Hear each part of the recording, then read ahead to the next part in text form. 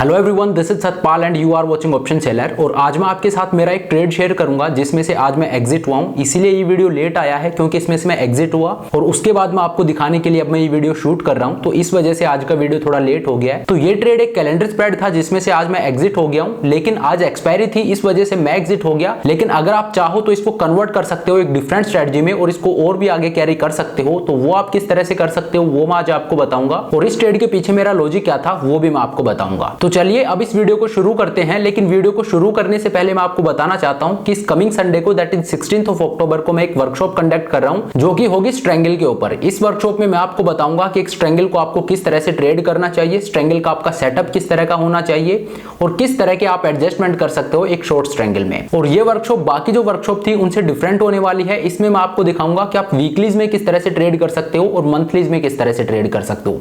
मतलब मैं आपको मंथली और वीकली दोनों बताऊंगा, दोनों में आप किस तरह के एडजस्टमेंट कर सकते हो वो मैं आपको बताऊंगा। दोनों में आपका सेटअप क्या होना चाहिए, आपका क्राइटेरिया क्या होना चाहिए, क्या आपकी गाइडलाइंस होनी चाहिए वो मैं आपको बताऊंगा। तो ये वर्कशॉप कमिंग संडे को होगी that is 16th of October. तो इससे रिलेटेड अगर आपको कोई भी डिटेल चाहिए तो नीचे मैंने व्हाट्सएप नंबर दे दिया है, इस नंबर पे व्हाट्सएप करके आप सभी डिटेल्स ले सकते हो। तो चलिए अब आज के इस वीडियो को शुरू करते हैं। तो देखिए मैंने कुछ दिन पहले एक वीडियो शेयर किया था जिसमें मैंने आपके साथ एक वीकली स्ट्रेटजी शेयर की थी और मैंने कहा था कि हालांकि मैं मंथलीज में ट्रेड करता हूं लेकिन ये जो स्ट्रेटजी मैं आपको बता रहा हूं ये वीकलीज में ज्यादा प्रॉफिटेबल है। तो वो वीडियो मैंने कुछ दिन पहले डाला था और साथ ही मैंने भी वो वीकली ट्रेड लिया था। तो ये ट्रेड मैंने 7th ऑफ अक्टूबर को इनिशिएट किया था। ये एक वीकली ट्रेड है, इसका नाम है कैलेंडर स्प्रेड। तो चलिए अब मैं आपको स्क्रीन पर लेकर चलता हूं और इस ट्रेड को दिखाता हूं और आप इसको आगे किस तरह से कैरी कर सकते हो। हालांकि मैं आज इसमें से एग्जिट हो चुका हूं, लेकिन अगर आप इसको कैरी करना चाहते हो तो किस तरह से कर सकते हो वो भी मैं आपको बताता हूं।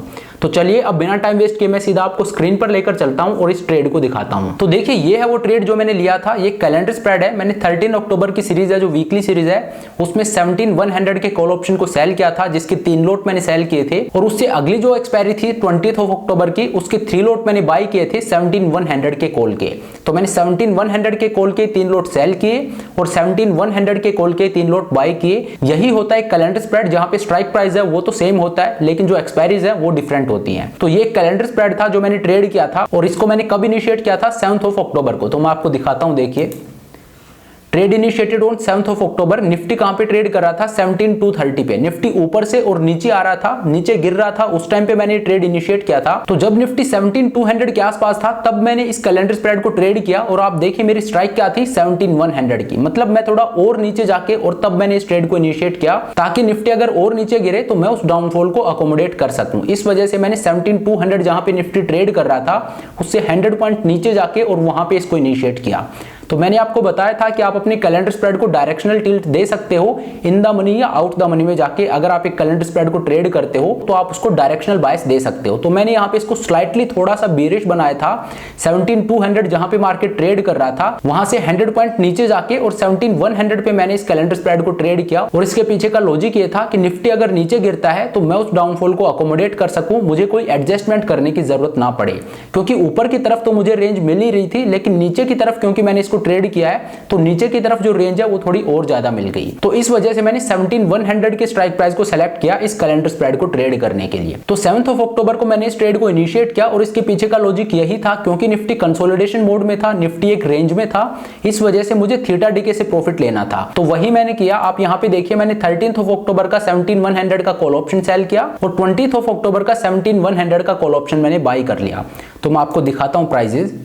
देखिए 17,100 का कॉल ऑप्शन जो मैंने सेल किया वो 223.2 रुपीज में मैंने सेल किया था और 17,100 के कॉल ऑप्शन को जो मैंने बाय किया 20th ऑफ अक्टूबर के एक्सपायरी का उसके लिए मैंने 298.15 रुपीज मार्केट को पे किए। तो 223 रुपीज मुझे मार्केट से रिसीव हुए और 298 रुपीज मैंने मार्केट को पे किए। तो यहाँ पे मैंने ऑलमोस्ट मार्केट को 75 रुपीज का डेबिट पे किया है और क्योंकि मैंने 3 लोट ट्रेड किए हैं तो 75 into 3 अगर मैं कर देता हूं तो मैंने 225 रुपीज मार्केट को पे किया है और यही मेरा मैक्सिमम लॉस हो सकता है। लेकिन असल में आपका मैक्सिमम लॉस है 225 भी नहीं होगा क्योंकि ऑप्स्ट्रा ये अज्यूम करता है कि 13th ऑफ अक्टूबर को जो 20 अक्टूबर की सीरीज है इसके ऑप्शन भी जीरो हो जाएंगे। लेकिन ऐसा नहीं होता है। जो 225 रुपीज मैंने मार्केट को पे किए हैं ये 13th ऑफ अक्टूबर को जीरो नहीं होंगे, इनमें कुछ वैल्यू बची होगी जैसा कि आपको दिख भी रहा है। आज 13th ऑफ अक्टूबर है, आज एक्सपायरी थी, लेकिन 298 रुपीज जो मैंने मार्केट को पे किए थे वो कम होके और 152 रुपीज रह गए हैं, ये जीरो नहीं हुए हैं। इस वजह से जो आपको मैक्सिमम लॉस दिखता है ऑप्स्ट्रा में एक कैलेंडर स्प्रेड में, वो आपको कभी नहीं होगा। वो सॉफ्टवेयर इस तरह से कैलकुलेट करता है कि वो समझता है कि जो शुरू में एक्सपायरी होगी उसी दिन सभी एक्सपायरीज के प्रीमियम्स हैं वो जीरो हो जाएंगे, उसको कैलकुलेट करके वो मैक्सिमम लॉस दिखाता है। लेकिन रियल में आपको उस तरह का मैक्सिमम लॉस कभी भी नहीं होगा। तो देखिए ये मेरा एंट्री प्राइस था 223 रुपीज मैंने मार्केट से रिसीव किए 17100 का कॉल ऑप्शन सेल करके, और अगले एक्सपायरी का सेम कॉल ऑप्शन बाय करके और 298 रुपीज मैंने मार्केट को पे कर दिए। तो आज एक्सपायरी थी, आज मैं एग्जिट हो गया हूं। तो जब मैं एग्जिट हुआ उस टाइम पे 17100 का कॉल ऑप्शन था, ये ट्रेड कर रहा था 7.6 रुपीज पे। तो मैंने 223 रुपीज मार्केट से रिसीव किए और आज ये ट्रेड कर रहा था ऑलमोस्ट 8 रुपीज पे। तो यहाँ पे मुझे प्रॉफिट हुआ 32,000 रुपीज का। मेरा जो प्रॉफिट था यहाँ पे वो 32,340 रुपीज का था। और वहीं अगर मैं 20th ऑफ अक्टूबर के 17100 के कॉल ऑप्शन की बात करूं तो इसके 3 लॉट मैंने बाय किए थे और मैंने कितना पैसा पे किया था 298 रुपीज। तो आज जब मैं यहाँ पे एग्जिट हुआ तो ये 298.15 रुपीज था, ये कम होके इसमें डिके हुआ है और ये कम होके कितना रह गया 143। हालांकि इसका करंट मार्केट प्राइस है ये 152 रुपीज है, लेकिन जब मैं एग्जिट हुआ तब ये कितना ट्रेड कर रहा था 143 रुपीज। तो मैंने 298 रुपीज मार्केट को पे किए थे और जब मैं इससे एग्जिट हुआ तब इसका प्राइस था 143 रुपीज। तो यहाँ पे मुझे कितना लॉस हुआ 23,265 रुपीज का। तो जो नियर एक्सपायरी का ऑप्शन मैंने सेल किया था उसमें मुझे 32,000 रुपीज का प्रॉफिट हुआ, और जो फार एक्सपायरी का ऑप्शन जो हैज मैंने बाय किया था उसमें मुझे 23,000 रुपीज का लॉस हुआ। तो नेट यहाँ पे मुझे 9,075 रुपीज का प्रॉफिट हुआ।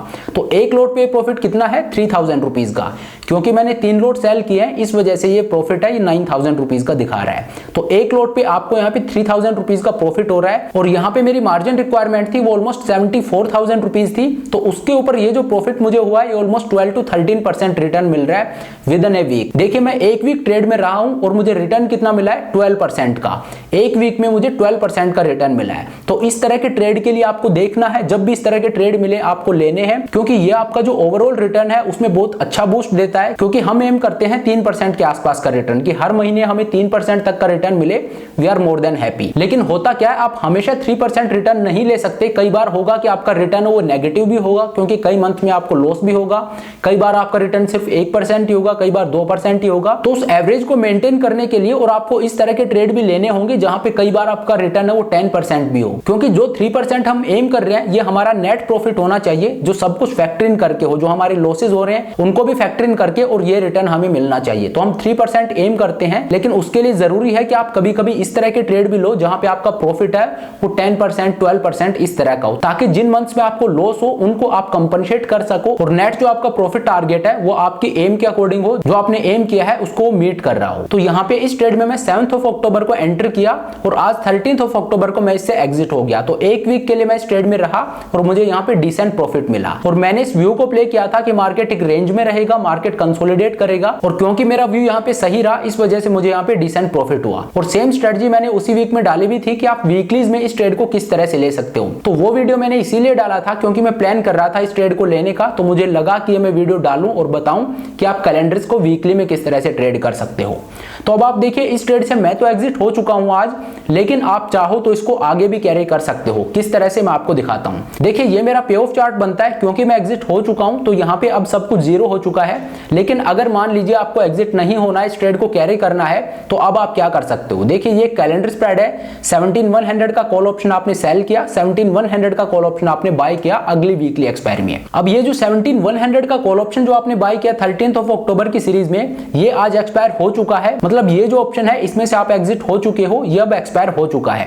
तो यहाँ पे अब आप क्या करोगे, अगर आप इस कैलेंडर स्प्रेड को और ट्रेड करना चाहते हो, तो अगर आप 17100 का कॉल ऑप्शन सेल करते हो अगले एक्सपायरी में, तो होगा क्या, आपका ट्रेड है ये स्क्वायर ऑफ हो जाएगा, क्योंकि अगली एक्सपायरी है 20th ऑफ अक्टूबर की, और वहां पे जाके अगर आप 17100 के कॉल ऑप्शन को सेल करोगे तो ये जो ऑप्शन आपने बाय कर रखा है यही पोजीशन स्क्वायर ऑफ हो जाएगी। तो आपको क्या करना है, अगर इस ट्रेड को आपको कैरी करना है तो आप इसको कन्वर्ट कर सकते हो एक बुल कॉल स्प्रेड में। जी हाँ, ये जो कैलेंडर स्प्रेड है इसको आप कन्वर्ट कर सकते हो एक बुल कॉल स्प्रेड में। देखिए मैं आपको करके दिखाता हूं। तो 17100 का कॉल ऑप्शन जिसमें से मैं एग्जिट हो चुका हूं, मान लीजिए इसमें से मैं एग्जिट नहीं होता हूं और मैं इसको एक बुल कॉल स्प्रेड में कन्वर्ट करना चाहता हूं, तो मैं कैसे कर सकता हूं। देखिए इसमें से मान लीजिए मैं एग्जिट नहीं हो रहा हूं,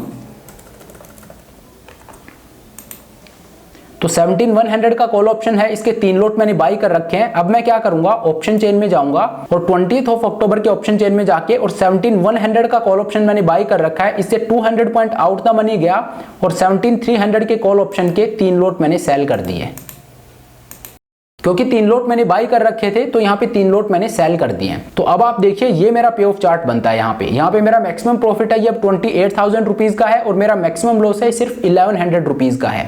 अगर आप इस ट्रेड में रुकते हो तो आपको 1100 रुपीज का मैक्सिमम लॉस हो सकता है और मैक्सिमम प्रॉफिट है ये यहाँ पे 2800 रुपीज का है। लेकिन अब आप एक चीज पे गौर कीजिए, अभी जो आपको इस ट्रेड में प्रॉफिट हो रहा है वो कितना था, 9000 रुपीज का प्रॉफिट आपने बुक किया था, लेकिन वहां से आप -1100 रुपीज जा सकते हो। मतलब आपको जो प्रॉफिट हो रहा है अगर आप उसको भी काउंट इन करो तो आपको यहाँ पे 10,000 रुपए का लॉस हो सकता है और साथ ही आप यहाँ पे ड्यूरेशन को 7 डेज और बढ़ा रहे हो। तो ये आपका रिस्क है कि एक तो आपका पैसा 7 डेज के लिए और इंगेज हो चुका है और दूसरा आपको यहाँ पे लॉस भी हो सकता है। बिल्कुल आपका प्रॉफिट है वो भी ज्यादा हो सकता है लेकिन आपको यहाँ पे लॉस भी हो सकता है और आपका मैक्सिमम लॉस है ये 1100 रुपीज का है।